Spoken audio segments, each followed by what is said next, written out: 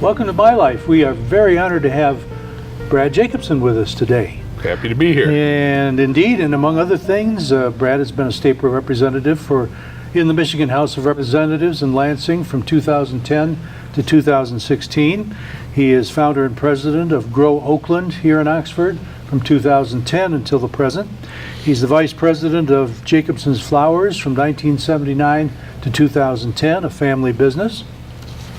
He was an Oakland County Commissioner on the Board of Commissioners from 2006 to 2010, a township trustee for Oxford Township from 1984 to 2000, an advisor to the board and former board member of Crosswords for Youth here in Oxford, a past member and former chairman of the Lake Orion Downtown Development Authority, former board member of the Oakland Livingston Human Services Authority, past board member and executive search committee chair for the Michigan Floral Association, and a member and past president of the Oxford Rotary Club. So, Brad, what you been doing with yourself? Well, no, you read through that, and there's a few other things that aren't on there. Now I realize why I'm tired so much of the time.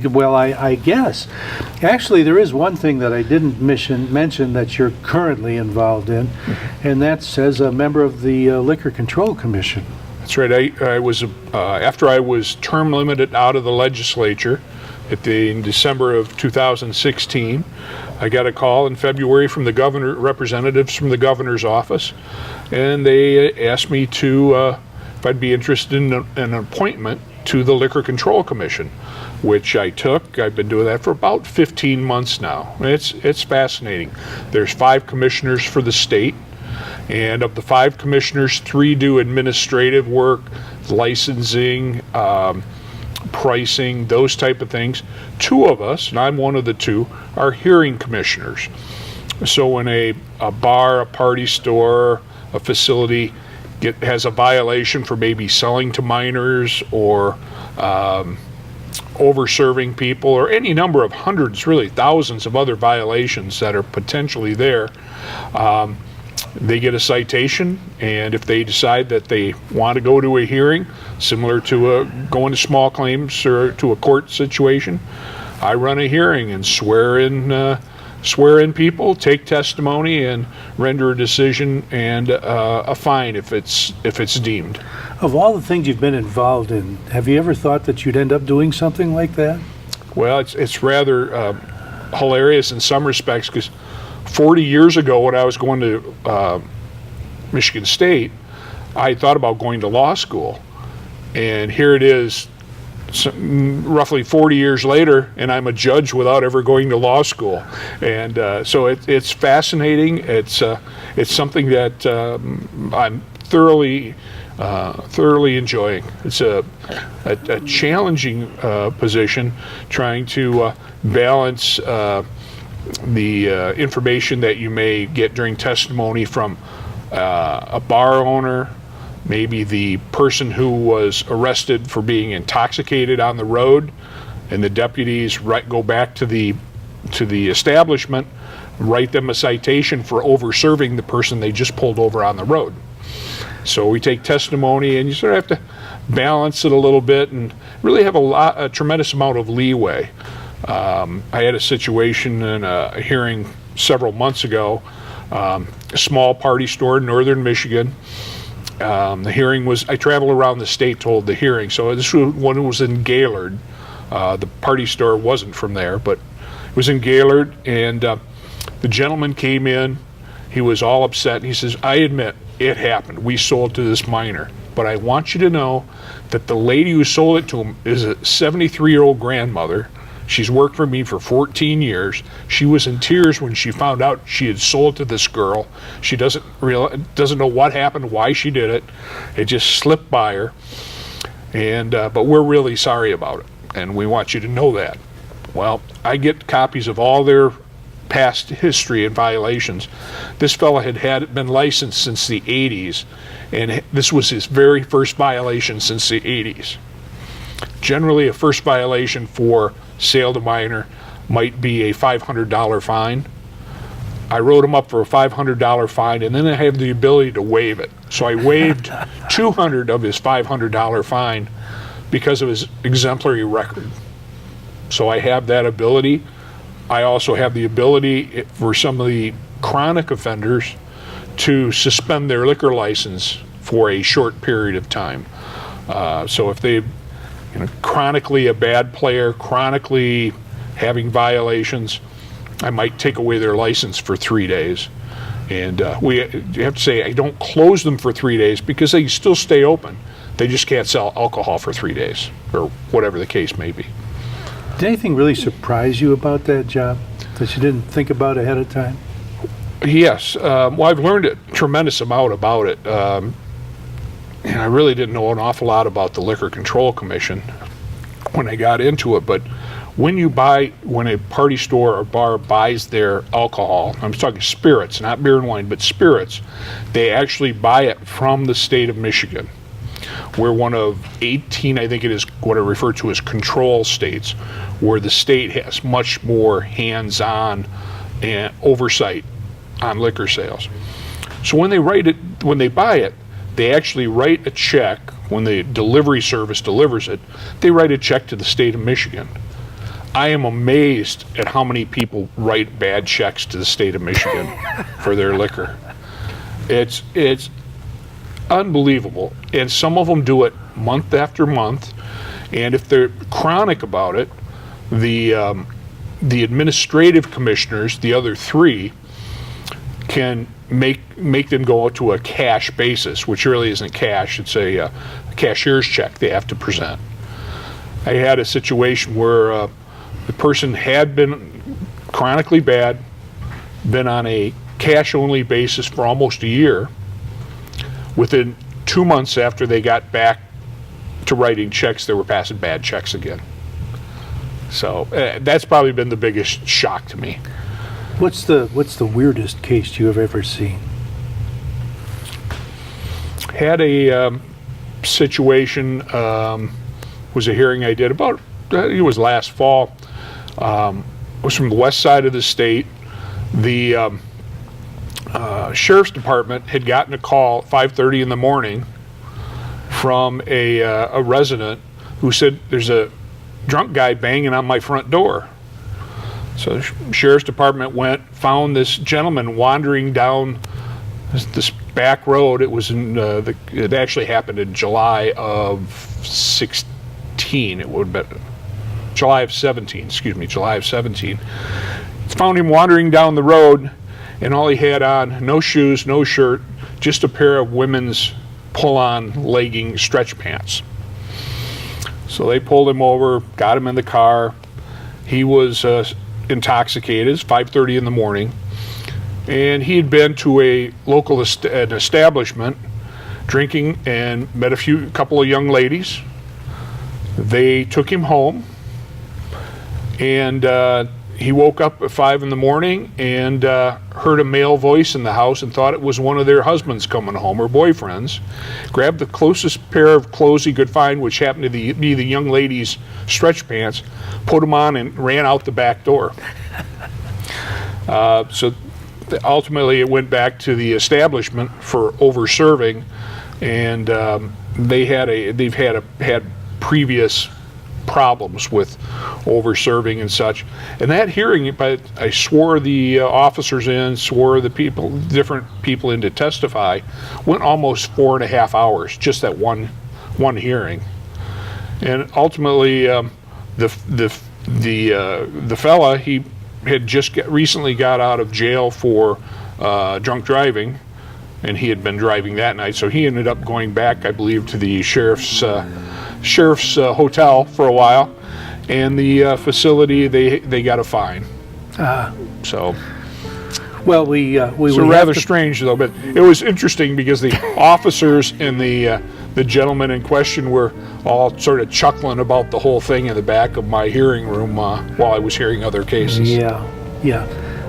We have to take a break right now. You can tell this is going to be a real boring interview. We'll see you in a minute. There's a lot of history to Oxford. Hidden around every corner, deep in every crack, and sometimes right in front of you, waiting to be discovered. If you just dig a little, you'll find the great history of our beautiful town. Welcome to Historic Oxford.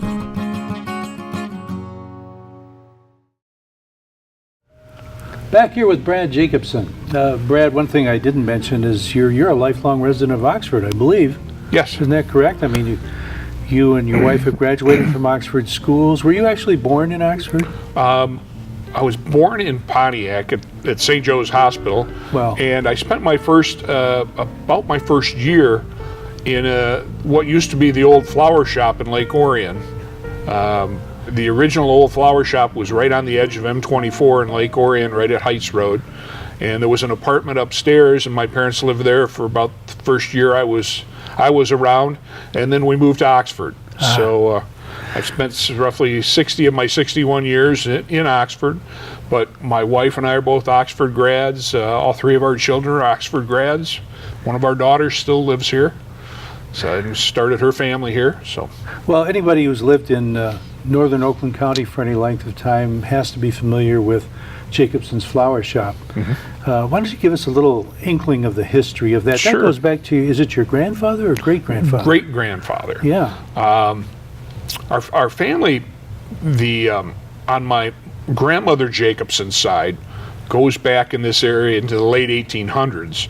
Goodison, we're related to the Goodison, Harris, Tower, a lot of the old families in Oakland Township on her side. Grandpa Jacobsen started coming out to Lake Orion to visit his grandmother. She used to live on Flint Street. Who was the first to set foot in the United States? Do you know? Do you have any? Have you seen any records of that? You know, I don't. Grandpa Jacobsen was born in Denmark. Okay. And he came over in, I think it was 1912. I found him in some records from the Ellis Island Foundation that I found online. And that wasn't actually his first trip. The record I found there, he had gone back to Denmark and picked up his younger brother and escorted his younger brother back. And Grandpa, I think, was 16 at that time. So a 16-year-old, he went back to Denmark, got his brother, and came back. But so somewhere around, early 1900s, great-grandpa moved the family here. They were in Newburgh, New York for a short while, then came to Detroit. And my great-grandmother lived on Flint Street, right near where the house is still there. It's right near where the Orion Marine is. Mm-hmm. And they would come out on the electric rail line, the DUR, from Detroit to visit on the weekends. And Grandpa had gotten out of the service. He was on a shoveled coal on a destroyer during World War I. And they were coming out, and he and great-grandpa, who was a house painter in Detroit, saw this old rundown greenhouse on South Broadway in Lake Orion that was up for sale. And they had no idea, didn't know anything about the greenhouse business, but 1920 they bought the greenhouse.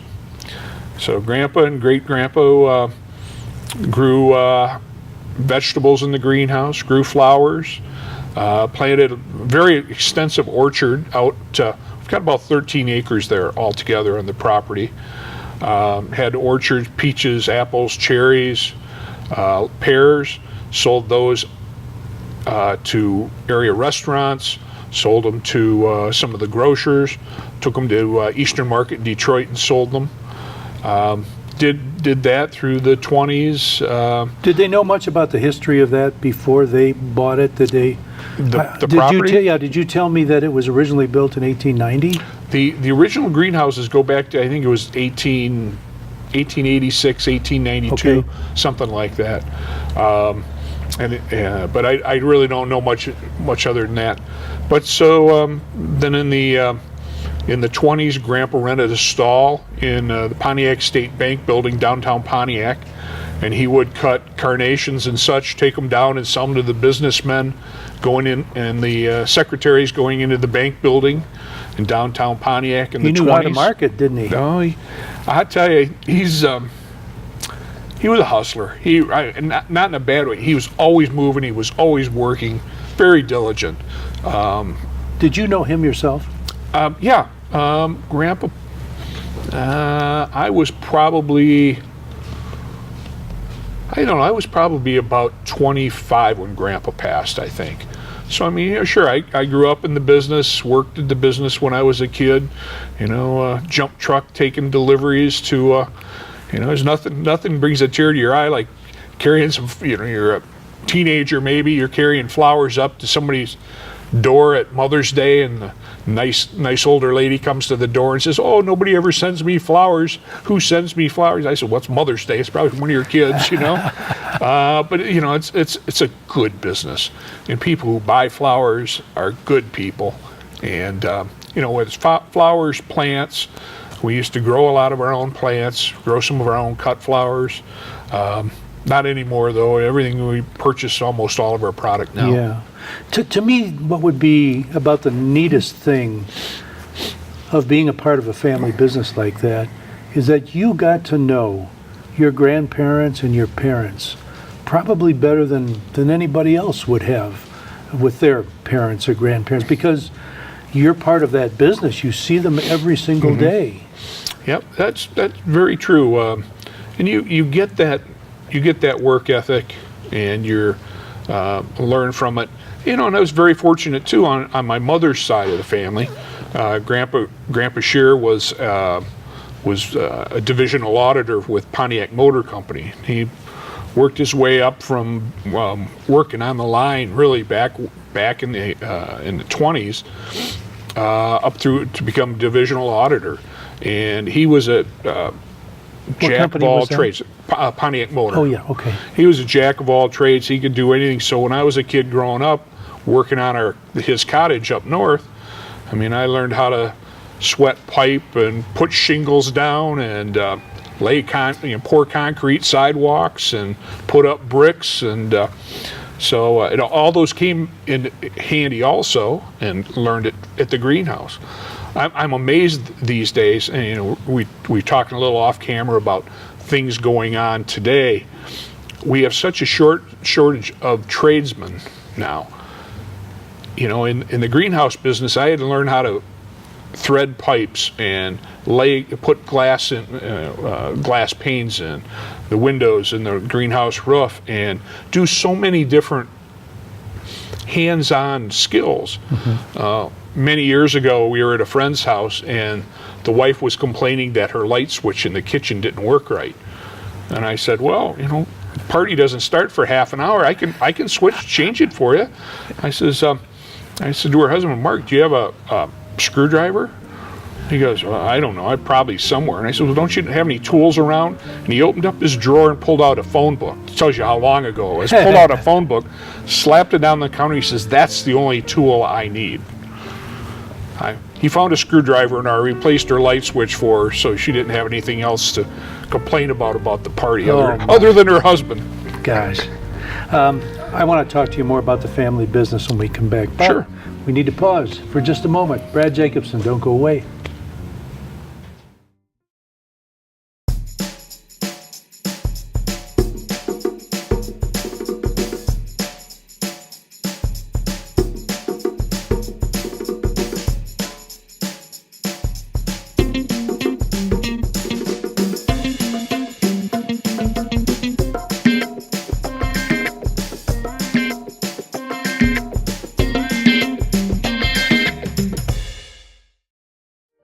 Back here with Brad Jacobsen.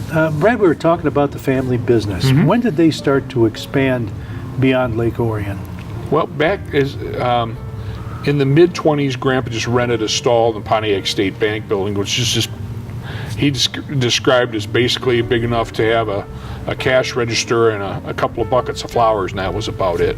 I believe it was in 27 or 28, he moved into a storefront at 101 North Saginaw, downtown Pontiac. For the folks who remember old Pontiac during those days, it was on the corner just north of Federal's department store, almost directly across the street from Sims department store and WKC store. And we were there at 101 North Saginaw from the late 20s until the early 70s. And at that time, somebody broke in, and the police think that maybe they're using matches or a lighter or a candle or something to try to search for cash or whatever. And we had a fire. And then we moved out to our current location at 2600 Elizabeth Lake Road, which used to be an old Farrell's ice cream store before we acquired it. And then back also in the early 70s, we opened up a store in Bloomfield Hills at 1079 West Long Lake Road. And for a while, for those who might remember, at the corner of Drainer Road, there used to be Mike's All World Market, which had moved into the former Food Town grocery store. It's all torn down now. We were in there for about 3 years, tried that. It didn't work out very well for us, so we moved out of there probably a year before they closed that, and shopping center there now. So we've expanded over the years. Currently in Lake Orion, the garden center, which my father and I took care of the operations in Lake Orion, where there were 3 of our divisions. It was the Lake Orion Flower Shop, the greenhouse, and the garden center, Garden Town. And my 2 cousins and my uncle oversaw the Waterford and Bloomfield stores. And but we all had sort of our own responsibilities. I was in charge of the garden center and the greenhouse largely.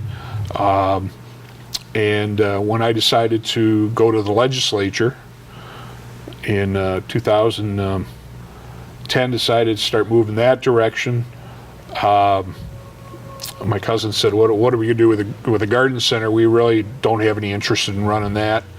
And we searched around and ended up leasing it to Wojo's greenhouse out of Ortonville. And they have a location in Davison also, which was excellent as far as I was concerned. They're a well-run family business, somebody I felt comfortable turning my customers over to.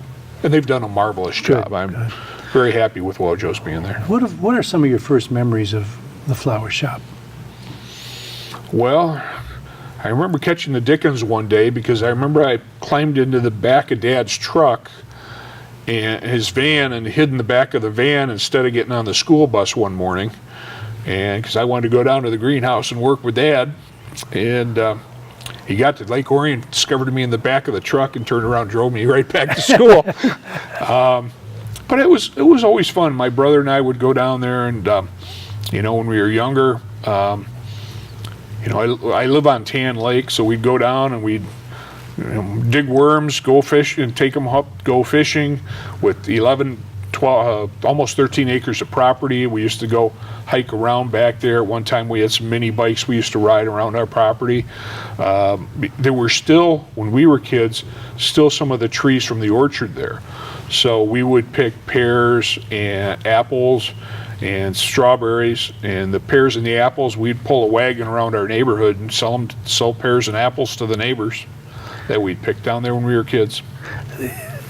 It seems like so many family businesses just take over the lives of their owners so much that you find yourself doing everything in the business. You eat your meals there. There's hardly any time that you're really at home. Did you find that to be the case with you? To a large extent, yes. And my wife and I, Terry, we got married in 1980. At that time, I had just graduated a couple years prior from Michigan State, and went right into the business. But this time of year, we're recording this in the spring, early summer, and I'd be working 60 hours anyways. Working, the garden center was open 7 days a week. We had plants, taking care of. What's one of the wonderful things about the greenhouse or being involved with plants, it's a little like, I always refer to it as sort of like raising a child. You plant the seed, you nurture it, you watch it grow, you watch it develop, you see it fruit, you see it flower, you see it give pleasure to somebody else. Well, that takes 24 hours care. So somebody had to be there all the time. Although I have to say, when I was a kid, Dad was doing the same thing. I never felt shortchanged because we always had good quality time when we were together. Sure. Go up north to the cottage, go fishing, go hunting, do something together. I always tried to make the kids softball games, wrestling meets, whatever was going on. Terry, my wife, did a great job raising the kids while I was out running around. And here again, we had the whole family there. Terry's parents were here in Oxford. My parents were in Oxford, then moved to Lake Orion a little later. So we had family support system was all here to help, and everybody, aunts, uncles, everybody chips in to help raise the family. Was the plants and all things related? Did you find yourself just automatically being interested in that, or was that something that, pardon the pun, grew on you? No, I think I was always fascinated with it, and always, you're around it and you see that miracle of life and how it develops. So I was always interested in it. I've got one brother who had no interest in the business. He moved to California about 40-some years ago, and he's been in the retail business in California, and he just took a new job in Las Vegas about 2 months ago, a month ago. So now, you went to grade school in Oxford, right? Yes. What school did you start at? Well, Daniel Axford was we're in kindergarten. Mrs. Meads, which some folks would recognize that name from around town. She's my kindergarten teacher. Daniel Axford on Mechanic Street. It's still called Daniel Axford. Indeed. But it's funny, when I was in the legislature, I'd have elementary kids come up and tour the Capitol building. So I'd take them on a tour whenever I could. I loved having the kids. I thought about teaching at one time also. So that was sort of a little bit of my chance to teach and do a little education while I was there, I guess. And I'd start talking to the kids, and I'd say, well, you're from Oxford Elementary School, right? On Pontiac Street. Yeah. I said, well, that's where I graduated from. Well, you can't graduate from there. I said, well, that used to be the high school. So I spent time at Daniel Axford. Lakeville Elementary was a junior high school that I went to. And then for a short while we had split classes because of the growth in Oxford back in, would have been probably the late 60s, early 70s. The old Washington Street School, which is where the fire hall is at the north end of town. That was spent half a year there, and I think it was 7th grade. And then high school was on Pontiac Street. Yeah. I want to talk more about the transition from the floral shop to school. And we're going to do that on our next episode of My Life with Brad Jacobsen, Part 2. Thanks for joining us.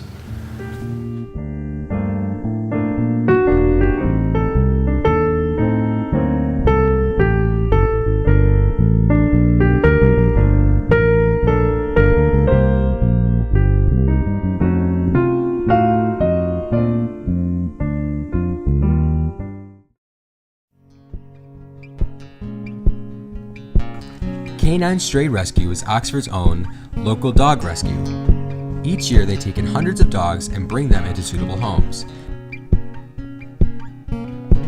A certified nonprofit organization, Canine Dog Rescue strives to give pound dogs a new leash on life. To donate, adopt, or even volunteer, call them at 248-628-0435 or go to their website, dogsaver.org, and click on the Canine Stray Rescue League link.